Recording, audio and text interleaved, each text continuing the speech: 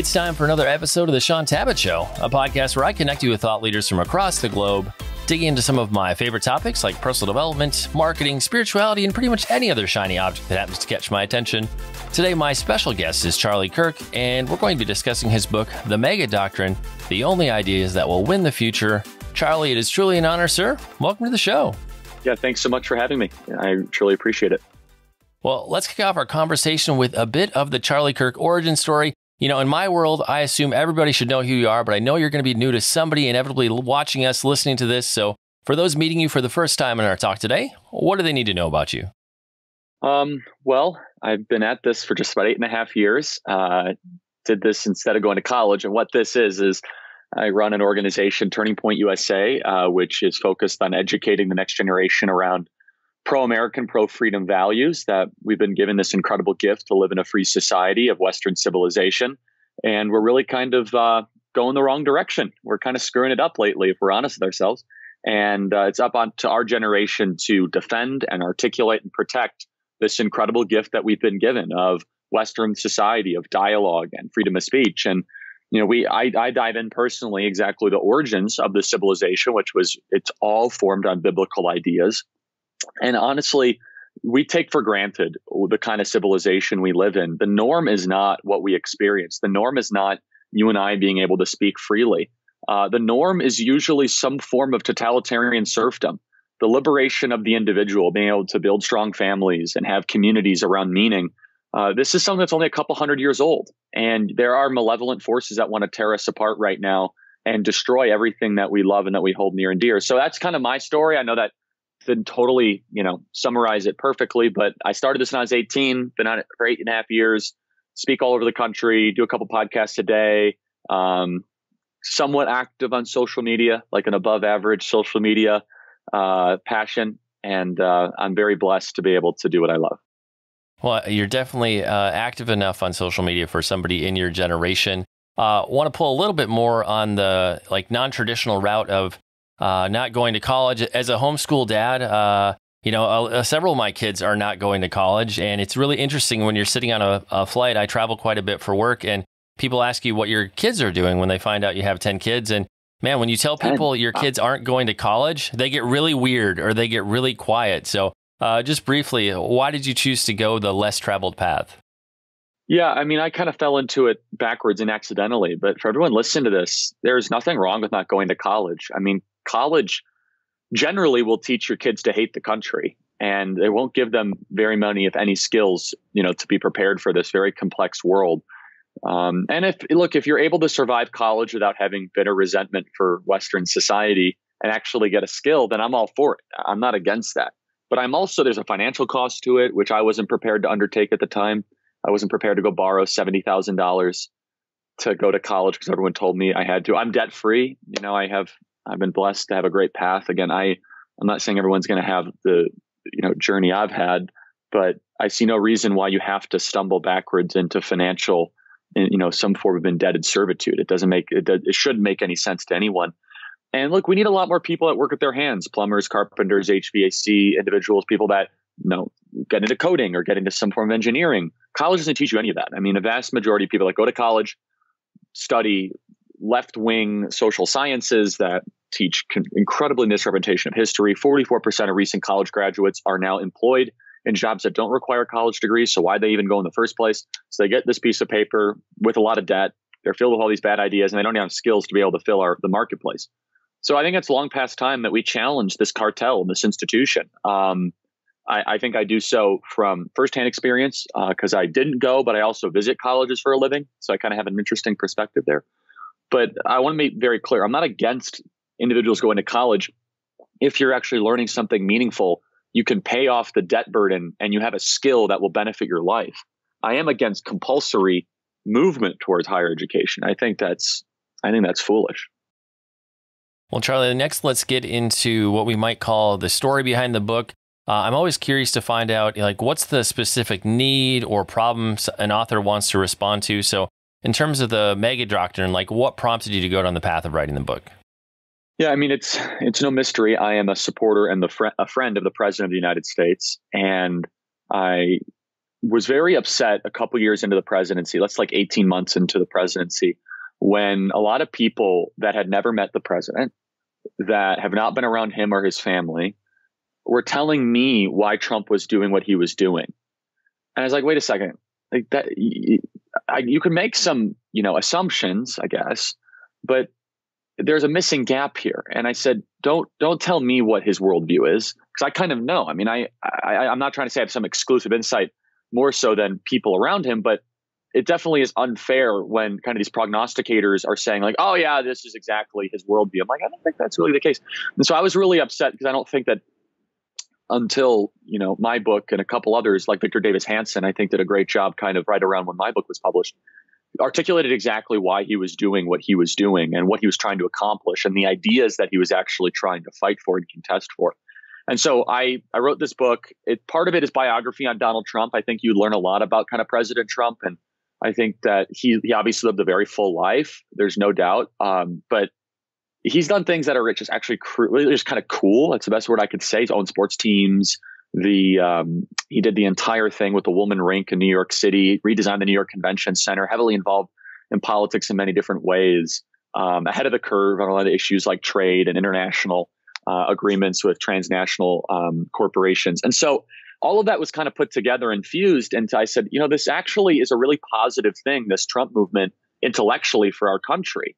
And I think that a lot of people have felt somewhat disenfranchised by the political elites in both parties, that we've just endlessly sent our manufacturing base and our capacity to make physical products overseas. And we've been told it's nothing but good things.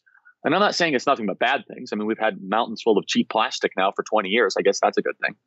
And we've destroyed the entire Midwest of our country because of it. And also, we now have to just be convinced that every single foreign war and entanglement we get into overseas is a good thing. Declaring war on Iraq and Afghanistan, which I think Trump has correctly challenged. And then also, he's been the most pro-life president in American history, which I have a whole chapter on, just kind of the surprising social conservative nature of a guy who's been 3 times married and twice divorced and was on the cover of Playboy magazine is the most friendly person of faith that we found. And this is an uncomfortable thing for people to wrestle with. I mean, George W. Bush was a Christian. Donald Trump, I'm not going to say he's not or he isn't. Some people say he's been saved, and that's fine. I'm not going to get into that. But George W. Bush never had the backbone to speak at the March for Life. Just didn't. He didn't. He thought it was too controversial. President Trump did. So I think that's something really worth noticing and recognizing. And so I talk about all this in the book, and I think these are actually the ideas that can win the future. One of a strong America, one of recognizable borders, one that values the middle class of our country, and that one that, quite honestly, respects free speech and dialogue and understands this gift of Western society we've been given and willing to contest and fight for it. Since President Trump was elected, we've had just a constant kind of clash of ideas, worldviews, but things seem to have escalated to a new level once we entered into 2020. What shifted? Why did the gloves come off?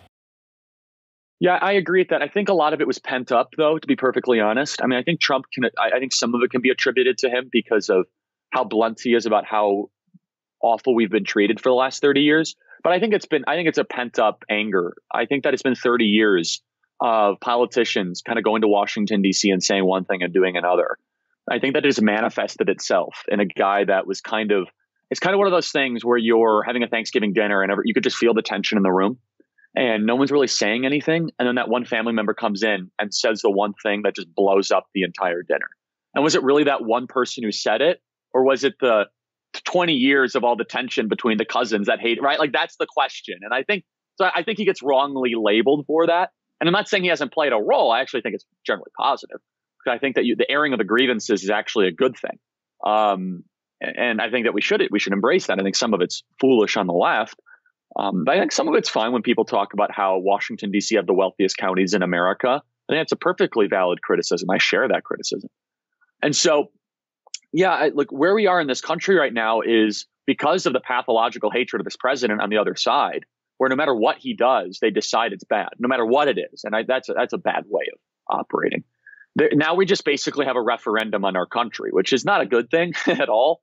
Where now there's basically kind of do we want to stay together as a union, or do we want to disintegrate this thing into like a small collection of socialist city states?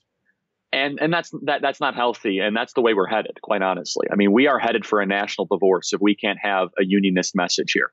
And I'm not being alarmist when I say that, but I see exactly where this is going culturally, and it's not good. It's not. And the only way that it's going to be fixed is that the president wins 4 more years and keeps the union together.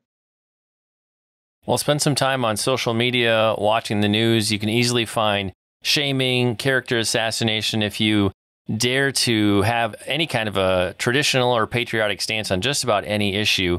But in terms of how we respond, I mean, do all of us really need to feel bad about being patriotic and wanting to put America first? It seems like if you go down that path, you're automatically just canceled. Yeah, which is silly. And I mean, there are some people that say that you are harboring deep-seated feelings of hatred because you love America. I mean, that's foolish. That's America is the greatest country ever to exist in the history of the world. We're a benevolent, charitable, open-minded society that was founded on biblical ideas. Of course, we've made mistakes. Like, of course. I mean, that who denies that? I mean, our history is incredibly complex, but it's also heroic. It's a history that was founded not on slavery, but the abolition and the goal of abolishing slavery. I mean, just read the original the Constitution. There was an agreement to abolish the incoming import of slave trade 20 years after the formation of the U.S. Constitution. That doesn't get articulated very often by a lot of the cancellation crew. They say, oh, we were just founded on slavery. Like, there was slavery in the United States when we were founded, but George Washington said that no new slaves in Northwest Territories. That's an interesting thing. Vermont abolished slavery in the year 1777. 1807, Thomas Jefferson, who he himself owned slaves, said very clearly that he was not going to allow any new slaves coming into the United States. So it's much more complex than that, to be honest with you. It's actually the trajectory was we're founded and then we start making small incremental steps to abolish a 5,000-year-old sin. I mean, like, America didn't invent slavery. I mean, slavery was around. It's still around today. It was around. Muhammad was a slave trader, right? I mean, it was around prior to Christ. The question should be what civilization decided to do something about it, albeit messy. I mean, it wasn't perfect, albeit, incomplete at times, but it happened. And that should be appreciated and understood. And this country defeated incredible evil in the 20th century. I mean, unspeakable evil, whether it be the Japanese Imperial Empire or, of course, the evils in Germany, Mussolini. And then after that, we defeated a soft evil, in the Cold War of the Soviet Union, where they were on pace to take over the whole world under a bitter anti-Christian, anti-Western ideology of communism. There's something special about us. We're a benevolent superpower. It's never existed in the history of the world. I'm not saying we don't make missteps. I mean, my whole book is about bad foreign policy mistakes, a lot of it. However, to just say this country is awful, you're being awful. No, we're actually awesome. And I'm going to defend it every single day. Charlie, you've been a huge advocate for religious liberty. You regularly have Pastor Rob McCoy on your show. You recently had Pastor John MacArthur. Both of these men are boldly standing for religious liberty in their home states of California. As you look at what's going on there and just what we're seeing going on across the country right now, what's at risk for the church if we don't somehow take a stand? I mean, they're going to abolish us. I mean, that's simple. I mean, I've been traveling the country speaking at churches. I spoke at a great church in Grand Rapids, Pastor Cody, great church in Maine, Pastor Ken Graves, and speaking in Signal Hill, California, I think a week and a half from now. I'll speak at any church that has me. Some churches think I'm too controversial. Whatever. I'm an evangelical Christian. I love Jesus. I love the Bible. And I also love my country. Not saying I love my country more than those things, but that's just the way I wear it on my sleeves. I don't say anything I think that incendiary. But some churches right now think that now's the time to just kind of shelter in place. I mean, now's the time to open your doors fully and trust your congregation to make informed and responsible decisions. I mean, Pastor Rob McCoy closed his church for a couple of weeks because we didn't know the data. We didn't know. We were being told this is the worst pandemic ever. And then he realized the fatality rate, was less than half of a percentage point of people that are even infected and tested. So it's even lower than that in Ventura County. He's like, you know what? My congregation needs healing. It needs reconciliation. It needs ecclesia. It needs worship. And it's not getting it on a YouTube channel. We're still going to offer that if people need that, because that's what's liberty. That's what an inherent is in liberty. You can make decisions. He's not saying if you don't come to my church, you're kicked out as a member. I mean, that would be force, not liberty, right? That would be coercion. Didn't say that. And so he opened his doors completely, and the Ventura County government is deciding to treat him worse than basically 18,000 criminals that they're letting out of prison in California, despite having 0 virus cases going back to Pastor Rob McCoy's church. And I've said it very clearly. If your church is not open, you need to leave your church right now. Leave it. Your pastor is a coward. It's that simple. I don't care where you live. I don't care what part of the country you're in. And people say, well, Romans 13. Well, talk to John MacArthur about that. John MacArthur said very clearly on my podcast, who is not always likely to get into these fights. I mean, he's not. And that's why I find it very interesting. He said Romans 13 says to basically submit to rulers of authority. And I'm paraphrasing here, but the essence is so that the innocent are not terrorized by the strong, basically, right? That tyranny will not exist. Well, that mandate has been violated. Casinos are not more essential than churches. They're not. But the Christian community has basically made that argument. Like, oh, yeah, we're going to go out in the streets to go protest with BLM Incorporated, which wants to destroy the American family and wants to put forth Marxism, but we're not going to be open for Easter and not going to be open over the summer. I mean, you've basically made the argument that you're not essential, and salvation is absolutely essential. So now is the time to fight more than any other time in the history of our republic, and every church should fully open. Say, arrest us. What's the worst thing? You're going to go to jail? Like Paul went to jail. I said that. I mean, every time I speak, I say, come arrest me. I'm not doing so. I'm not trying to break a law and then run away. I'm like, if you think that what I am doing is worse than, the rapist that you're letting go in California, which is happening, then fine. Show us how willing you are to enforce your tyranny. And that's the point, is they're not willing to always enforce the tyranny. They're willing to say it because they know we're so decent, we're going to follow it. Make them put you in handcuffs. Make them do it. They're not going to. They're cowards. And most of these pastors, quite honestly, are cowards, most of them. And they have great hearts and they want what's right for the kingdom, but they're not willing to contest for truth or fight for it. That's a really sad thing for me to say, because they're willing, a lot of them, to go get their congregation to go march in the streets, and they have their kids with cardboard cutouts that say Black Lives Matter, but they won't actually open their church fully. So the church needs to get bolder than ever before. Find the spirit in Acts when the early church was getting persecuted. Now's the time.